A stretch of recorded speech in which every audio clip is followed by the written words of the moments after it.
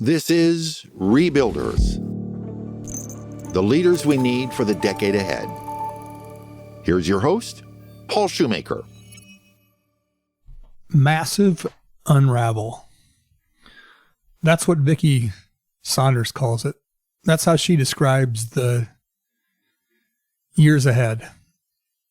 At the risk of being a little bit hyperbolic at the start of every show, I just really want to stress to folks that what you're going to hear today from Vicki about her beliefs about leadership and about the work she does at SheEO World and the role of women as leaders is just really powerful.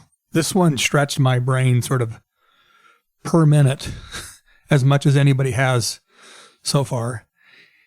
And you're going to hear right off the bat, she's going to talk about how important it is to have that capacity and flexibility to deal with complexity. And she also jumps right on authenticity and how important that's going to be in the world ahead. So listen up. So I'm very excited to be here today with Vicki Saunders, and she's the founder of an organization called SheEO World. We're going to learn a little bit more about that in just a minute. But the first question I want to ask you, Vicki, which I like to kick off each episode with, is, as you look at the decade ahead, in your world, what do you think is the one or two most important personal leadership attributes that we're going to need people to show up with?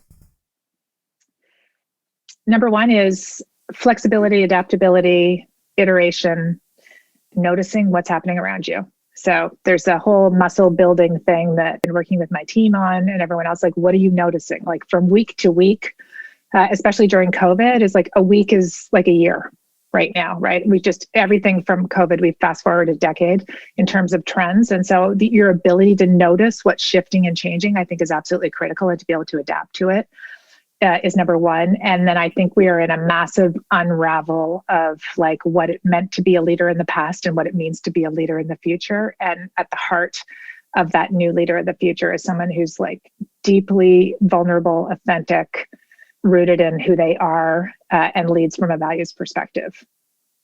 Wow. You just unraveled a whole lot there. I'm curious when you say with your team, yeah, what you said makes total sense. You're sensing, you're trying to be adaptive, you're trying to understand what's going on around you. How do you put that into action? What's that look like? Is it just a question, or how do you sort of like build that muscle as a team? Yeah, so we build it individually because, all systems transformation is preceded by personal transformation. So you have to do the work yourself and like really recognize what works for you. And so each week I do check-ins with each person on my team, and we have a sort of matrix of questions that they ask, like the first, or that I ask them to respond to. And the first one is, what are you noticing? And this is a very weird question if you've never been asked it before, right? Because it's like, what do you mean? What am I noticing? And maybe I'll like sort of story tell this with what I noticed. Like years ago, I was at this event and I was supposed to play an anthropologist. And so they're like, here's a clipboard, watch this team build this thing. And the team was given instructions. I was supposed to sit, like write down everything I noticed. And at the end, I just, watched them doing what they were doing. At the end of it, I had nothing written down on the paper because I didn't know what I was looking for. I'm like, what do you mean? Notice what? And then I saw the other anthros who were around this group saying, how many times do you guys think as a group you said no? And people are like, oh, we never said no. We listened to everyone's ideas. And they're like, 32 times. And they're like, really? How many times did people try and say something and they got cut off? And like the group wasn't aware of what was going on in their dynamics, and the anthropologists were noticing this. And it was that kind of unlocked me to like, there's so much data around us all the time that we're not noticing, and build your muscle to see what's there, because it really helps you to be a better leader when you see these things, like the person who's quiet on a call, the person who like hasn't said anything for a while. Like, how do you bring them in? What are you noticing of the energy on the calls? Do people seem bored? Are they excited? Like all those things. And so you start with a little bit of it's like dreaming or anything else you're building a muscle for. It kind of starts small and then you build it over time. And so the way that we do that is I'm like, what are you noticing in your job? What's working for you? What's not? What are your pain points? And that's a weird thing too, because a lot of people are like, wasn't that my job to do the things that I don't want to do? And I'm like, no. On our team, we're like, what do you hate doing? And let's get it off your plate so someone else can do it that loves doing it. And so the noticing muscle is huge. Plus, it's just like from week to week these days, you can tell people are getting more tired. They're a little burnt out. I can literally feel that in the last month, literally, just kind of like setting in, right? Yeah. Yeah. So those are some of the pieces. Winter and all that. Yeah. That is fascinating. So before we keep digging into this, I would love to have you just share with our listeners just a little bit about what is SheEO, how did it come about, what's its purpose? Sure. There's a lot of layers to SheEO, but I'll just start with like the initial one was about, I've been an entrepreneur my whole life. I've had every kind of funding there is. I've noticed how tough it is to be funded as a woman entrepreneur. It wasn't until about 7 or 8 years ago when I actually heard the statistic that it was like, at that time, 4% venture capital went to women, 4% of bank loans, like net amount, went to women. I'm like, what? How's that even possible? And I remember starting to talk about it and people were like, so do women just not apply? Right? Like, and I'm like, no, yeah, you're just not trying or whatever. And then it became this like just so clear that it's impossible for these numbers to be the way that they are, like statistically impossible without massive biases built into our structures and systems. So we wanted, I really wanted to solve for this. And it's not just a like add women and stir, like create a venture fund for women and all of a sudden you solve this, because we've just seen there's been a ton of movement around these funds starting up to get money to women and they're not moving a ton of capital. We still have it, like there's systemic issues underneath it. And so I sort of stepped back and said, if we were creating an ecosystem and a funding system to support women entrepreneurs, how would we do that? If we were starting over again versus what we're doing right now. And so SheEO is a radical rethinking of what that looks like. And our approach is not just money, but it's money and all of these other supports. And so the way the model works is hundreds of women in each country come together, small amount of money contributed each, $1,100 a year, $92 a month. I sponsored a person in Australia. Yes, thank you for that. You're welcome. And the money is pooled together. And then it's loaned out at 0% interest to women entrepreneurs who apply. And we select those ventures, those entrepreneurs, in a totally online democratic voting process. So everyone who contributes money gets a vote. You go online, you read the applications, you're like, this is amazing what these women are doing. They get a 0% interest loan, and then they get access to hundreds of us and now thousands around the world to grow your business. We become your customers. We open doors for you. We're making influence, advisors, experts, the whole thing. And so you get this wraparound service of money plus.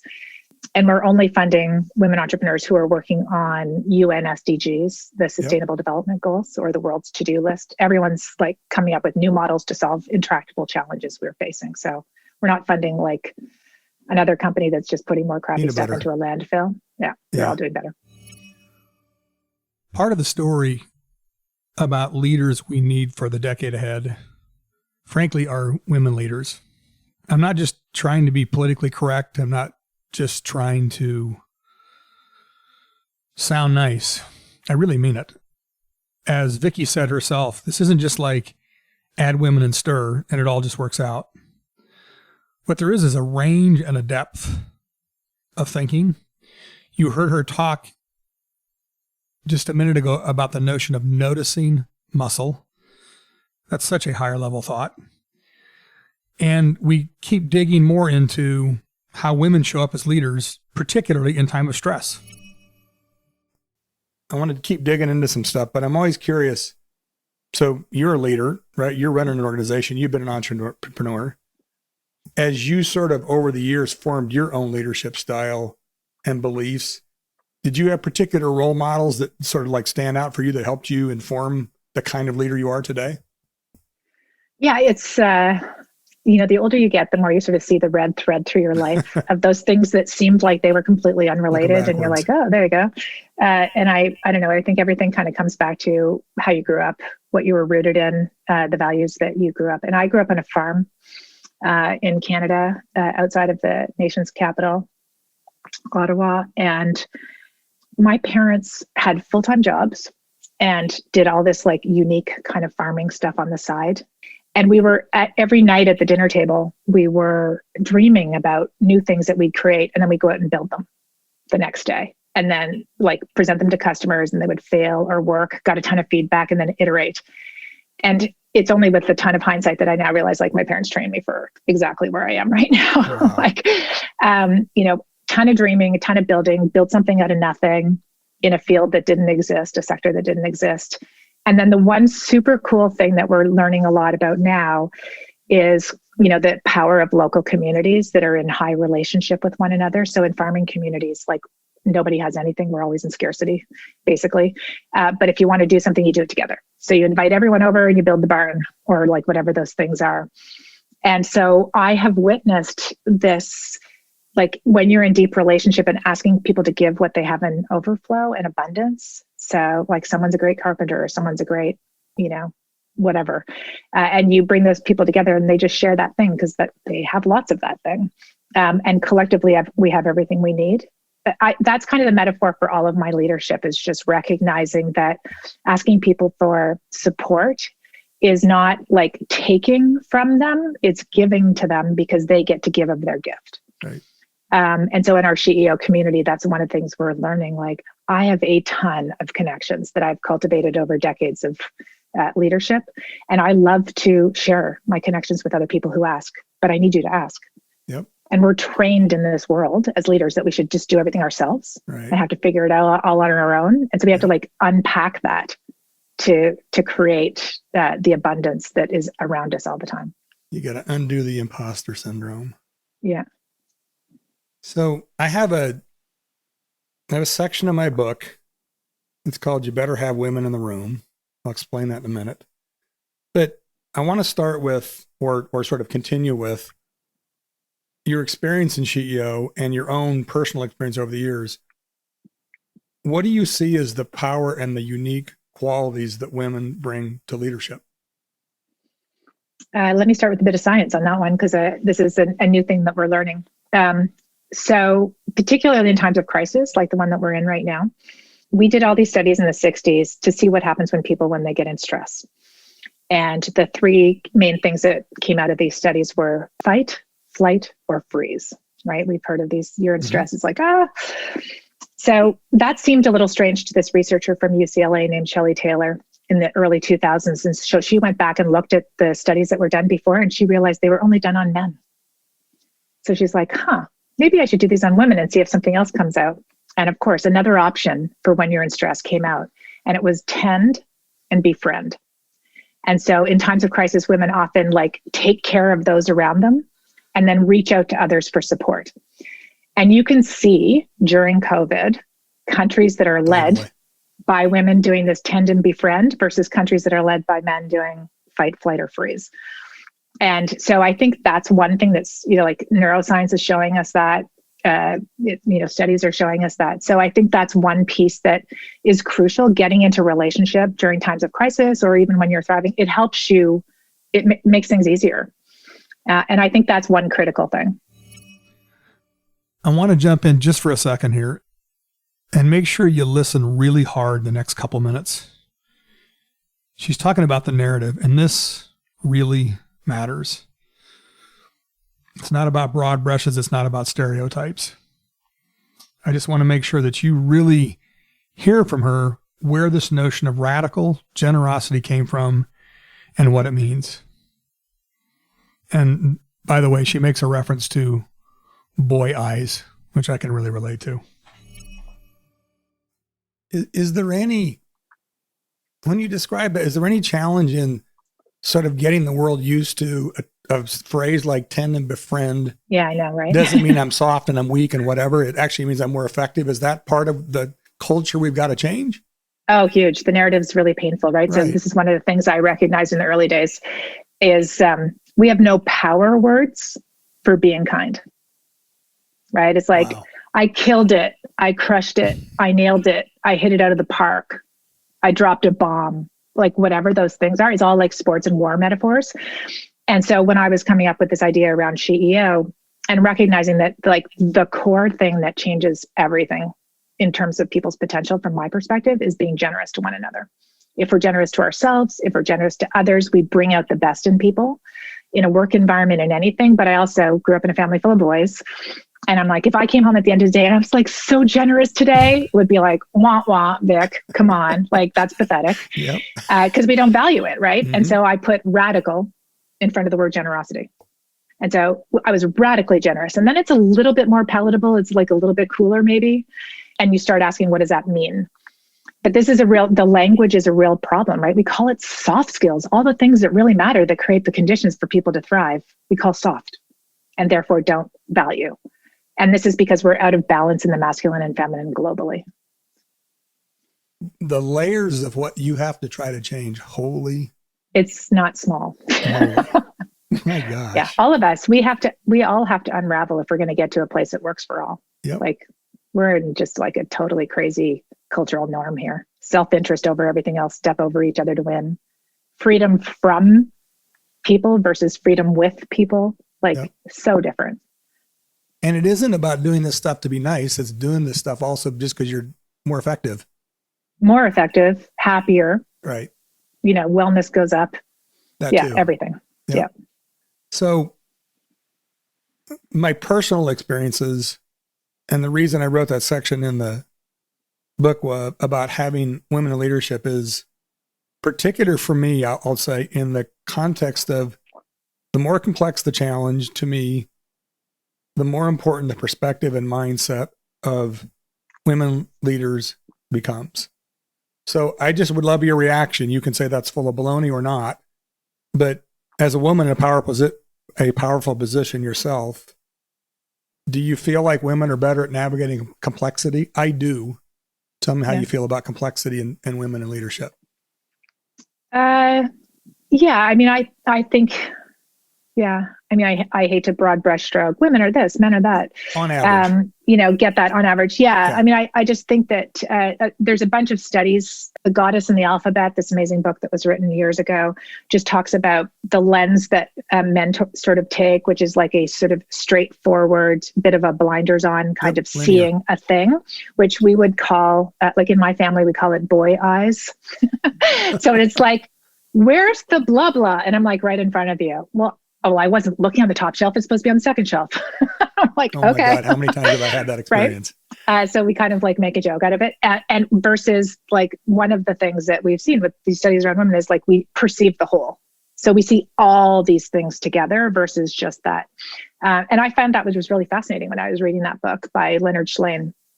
I guess there's a bunch of science around this, but yes, this sort of like larger holistic thing, I think see things very holistically. And so SheEO's design is super holistic, and we're doing all these things at once. We're changing the narrative. We're making it simpler. We're shifting the context. We're looking at the deficits that we see in the world and flipping them to assets. All those things. And people are like, wait a minute, just do finance. I'm like, you can't do finance without the education and without the narrative. You need them all together. And in our way of talking, the playbook associated with business is very much like pick off a niche, go after it. But you have to, we're so entangled. If you're doing anything that systems change, you have to look at the whole. And that's why we haven't really dealt with a lot of our challenges. Like even with the Sustainable Development Goals, we created 17 of them. The value and the power is between each of those, not in each siloed.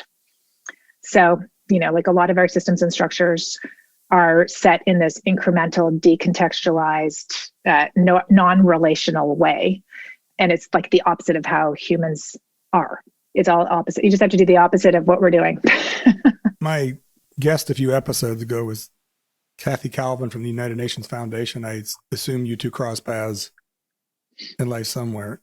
How do you, by the way, I'm going to guess that building SheEO World is harder than it was to build a business. Is that correct? Oh yeah. Hardest thing I've ever done by a mile. Oh yeah. Right. Way harder, right? So you're a leader of an organization, a global organization yourself, SheEO. How do you sort of manage and lead through the complexity of running an organization like this? What's your approach to it? There's so much transformation I've had to do to be able to lead an organization like this. We are a community of women ages 11 to 96.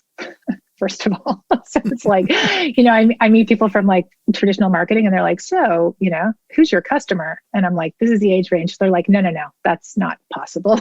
Like pick a thing, 35-year-old, X percent of wealth. And I'm like, no. It's communities. You can't throw away, like you have to do this all together. So part of it has just like been the diverse range of people that we have in our community stretches myself. The second thing is this concept of radical generosity, which I came up with, which is underneath everything we do, has been the biggest unraveler of my conditioning that I've had from society. And so, you get a grumpy email from someone. What's the radically generous response to that person? Wow. Everyone's having hard times during their day. You never really know what's going on. And so I have practiced that, practice radical generosity, which we all do in our community across everything. What's the radically generous response to someone who can't make their loan payment this month because the sky just fell during COVID and whatever's happening, right?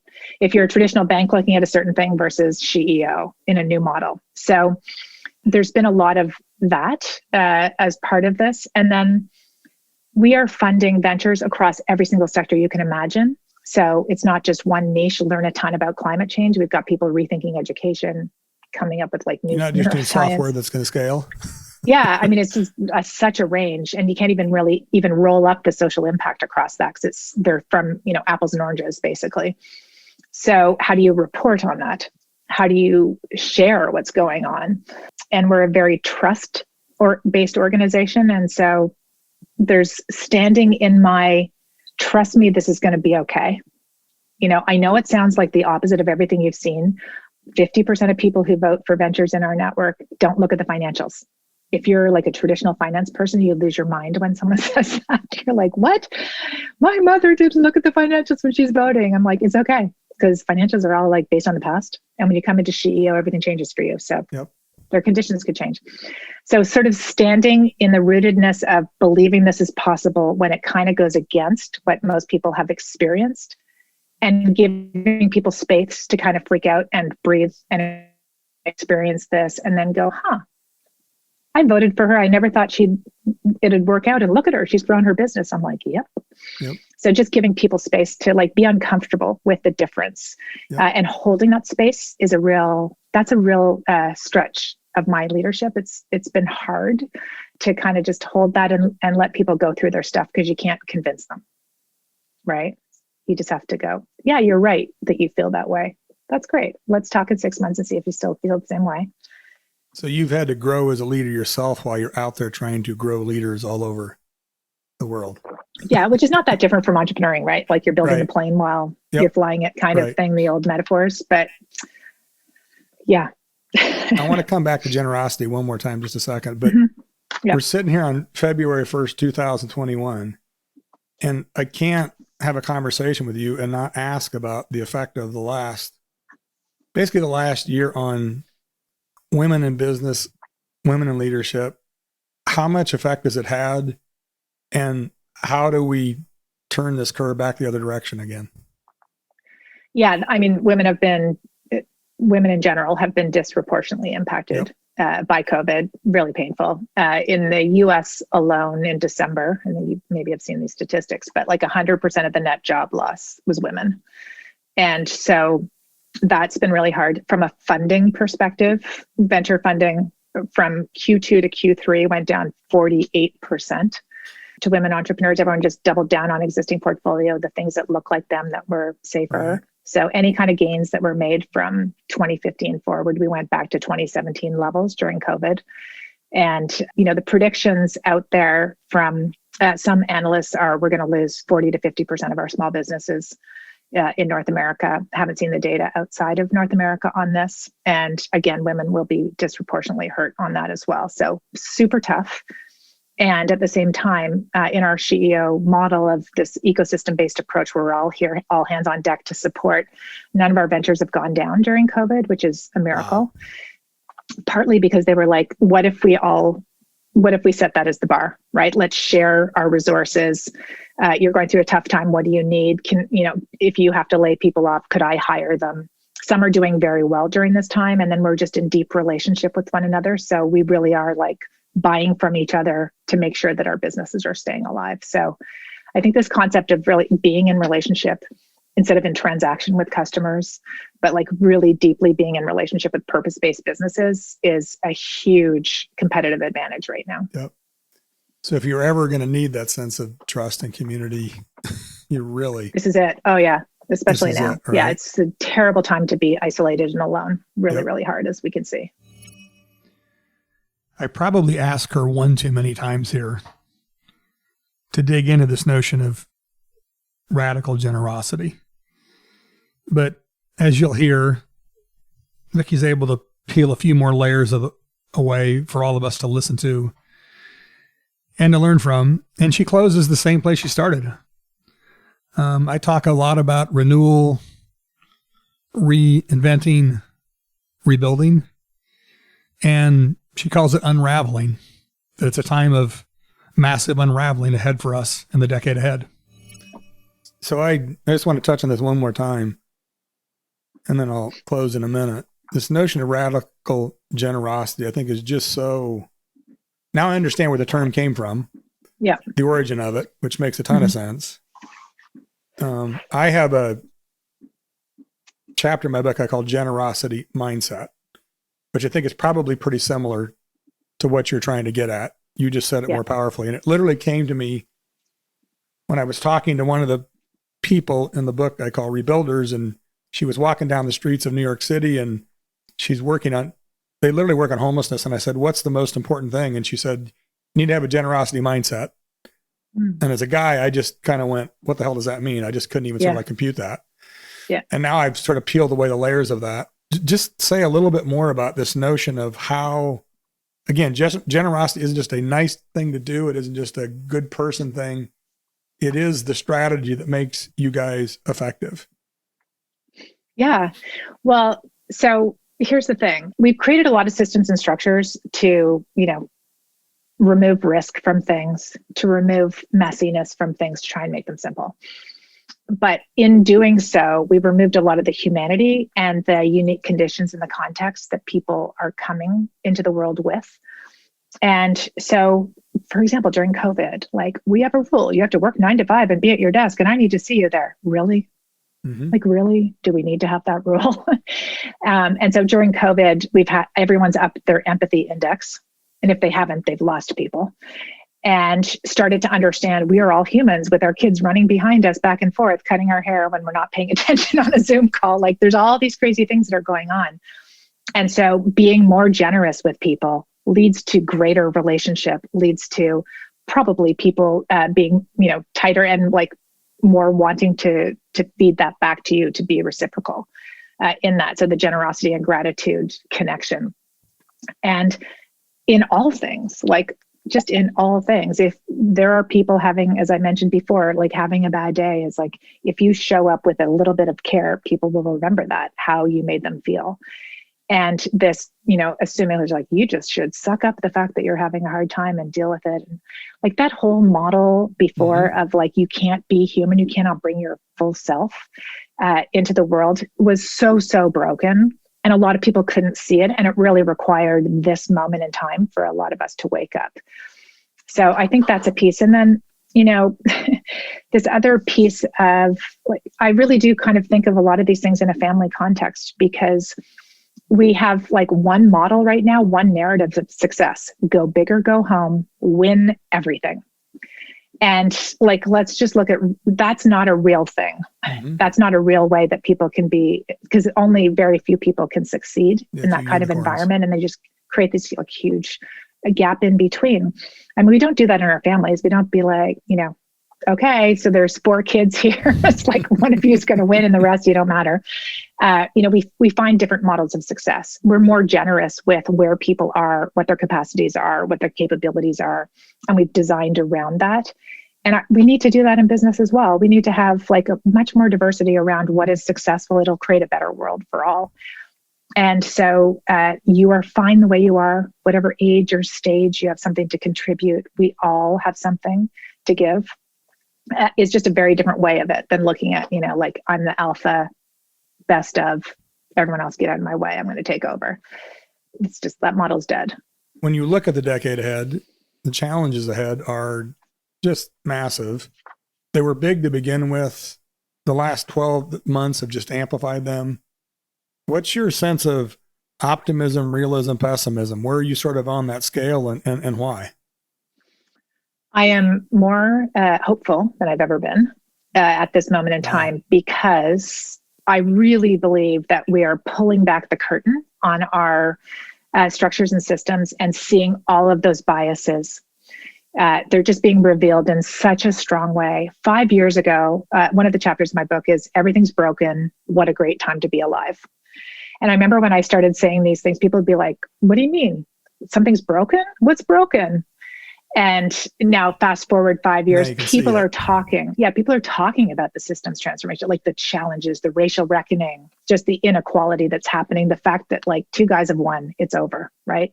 5 people have the same wealth as half the planet, but Bezos and Musk at the moment are like, what else is there to do? Yep.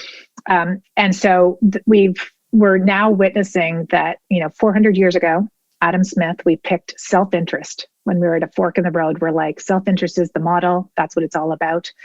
We could have picked a different thing, Erasmus, and gone to a much more holistic, caring, community-based thing, but we chose self-interest, step over each other to win. So winner takes all is played out. We're here again at the fork in the road, where we have to decide, what do we collectively as humans value? What kind of world do we want to create? And we have 0% interest loans. Last week, Denmark launched a 20-year 0% interest mortgage. Okay, so we are now in a world of like 0%. Governments are printing money.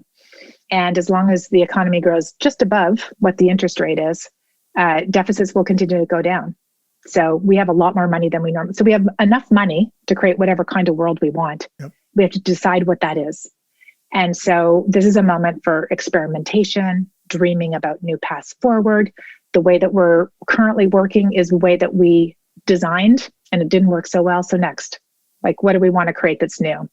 And so for me, this is a time of coming together, of really like dreaming in a new world and then making it happen. We have a huge chance to transform what the human experience looks like going forward, which is why at SheEO, we're like, where are the new models and the new mindsets and the new solutions that are creating a better world? Let's find them, let's scale them up, and let's show that there are other paths forward than what we've done in the past.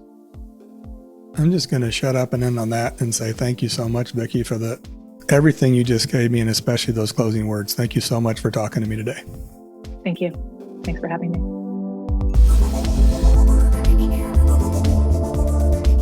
Thank you for listening to the Rebuilders Podcast. For more information, resources, and episodes, visit paulshoemaker.org. That's paulshoemaker.org.